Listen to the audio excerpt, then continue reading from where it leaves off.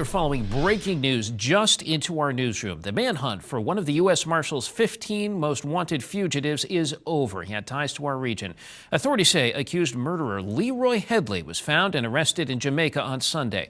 38-year-old Headley had been wanted by South Burlington police for the May 2018 murder of Annette Lumumba. I don't know what in the world is going on in Chicago. Whatever it is, Mayor Johnson need to get out of town. We're about to talk about it, but before we do, I need y'all to do me a favor, hit that like button, subscribe to the channel. Well, President Trump sounding off on Chicago following a string of violent crimes, including the 26-year-old woman set on fire on a train last week. They burned this beautiful woman riding in a train. A man was arrested 72 times. We could make Chicago a safe city in a period of 4 weeks. And if you look at the crime that's taken place in Chicago in the last 2 weeks, just take a look. It's on the front page of every newspaper. It's out of control. Chicago Mayor Brandon Johnson acknowledged the city's shortfalls following a separate fatal shooting incident on Friday after the city's Christmas tree lighting. Watch. What we put in place did not do enough to prevent what we were concerned about from actually manifesting. All them Jamaican rosters in Chicago know that Mayor Johnson not a rude boy. Because if he was, he would have ran out there like Rambo and stopped the violence himself. Now he all in the news, they dissecting his character. Let's bring in Chicago Alderman Raymond Lopez. Raymond, that acknowledgement by Mayor Johnson is a different sort of tag. We haven't heard that from him before, but why is he doing that now, and what's your reaction? Well, Griff, good morning. I think the reason that the mayor's pivoting now is that he understands that Chicagoans are fed up with his failures, and he knows that Election Day is less than 8 months from today. You know, he could say and try to pivot all he wants, but all of these failures come right back to his doorstep. The blood is on his hands for what we've seen happen this weekend, because when it came to the teen takeover and the 300 individuals that descended on downtown, we had the opportunity to institute a snap curfew that would have allowed the police to better manage that. He vetoed that ordinance because he didn't want to profile black children. When it comes to the CTA and the burning of that poor woman, he has handcuffed not only our Chicago police, but transit police as well, not allowing them to use all of the tools as well as follow these individuals when they are on the trains causing chaos. This falls at his feet squarely, and he knows that Chicagoans have had enough. And you know, Raymond, just to remind our viewers, this individual you're talking about, Lawrence Reed, has such a criminal history going back to 1993, 72 arrests, 8 of them felony convictions, 7 misdemeanor convictions. You just wonder, what in the world is that individual doing out? I don't know if they paying people or trying to pull political plays, or if these just some crazy people. Because it seems like when somebody bug out like this, they use it to their advantage to make laws and things. Not trying to be a conspiracy theorist or nothing, but something ain't right about the way they be talking.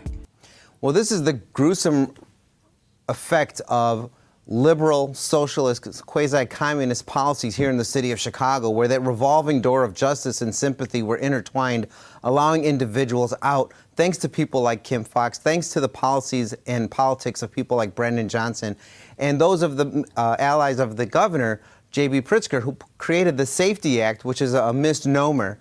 We have to do better, and I think what we've seen is more compassion and empathy from Donald Trump wanting to correct this than we've gotten from our own mayor or our own other elected officials here, who want to pretend this is a manufactured crisis.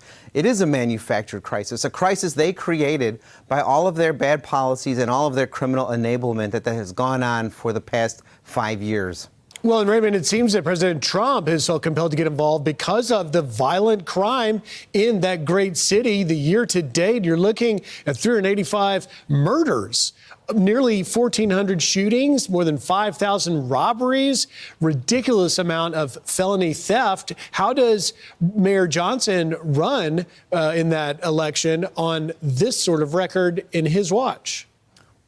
Well, Brandon Johnson's going to run on a record that says, don't believe your lying eyes. Don't believe what you see and hear going on around you. Forget that those are just property crimes. It doesn't really impact you. It's a big business and all of that. But what we know is this.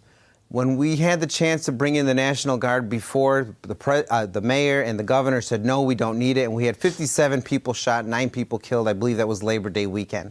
We've had multiple offerings by this president to say, let me send in people to help, even just provide presence so that your police officers can go back into communities and do constitutional policing and get the bad guys. And at every turn, they have said no. I know that the communities I represent and overall everyone in the city of Chicago wants to feel safe this holiday season, but every day of the year. And now we have a chance to see if the president is going to make good on that. I would say to my Democratic colleagues, if you don't believe him, call his bluff and let's see what he has to offer. But at the end of the day, if we could bring numbers down even 5 points more, as we saw during Operation Midway Blitz, sure, let's do it. Mayor Johnson better get out the way because they're going to use his own people to get him out the way, the same way they did Malcolm X. But this time it looked like he got some Shottas on his heel. He trying to get rid of the immigration in Chicago, and I know they don't like that. The people in power gonna do what they want to do anyways. It's a sad day to be in Chicago, I know that. Well, and let me just, Alderman, get one last comment from you in the few seconds I've got left, and that is the opposition from Mayor Johnson opposing ICE and federal immigration law enforcement. We now know that one of the migrant teens, 16-year-old from Venezuela, charged in killing a homeless man.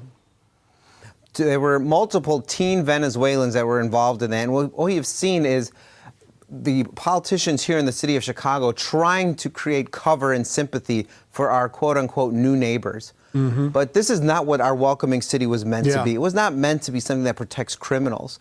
And we used to have it in place where if you chose to go down this path, we would allow our federal partners to remove you. Right. That's where we need to get back to. That's the changes we need to make here in the city of Chicago. It doesn't seem, Mr. Alderman, that that's going to happen under this current Mayor Johnson. I don't care what happened in Chicago. If somebody passed gas on the bus, they gonna blame it on Mayor Johnson. They been killing. It been crime going on in Chicago. Now they trying to make it seem like it's his fault. Maybe it is. I don't know, but it's looking like they trying to get rid of this man tonight. Outrage tonight in a Northwest Side neighborhood after firefighters are held at gunpoint right in front of their fire station. As our Jermon Terry shows us, thieves were trying to steal one of their cars.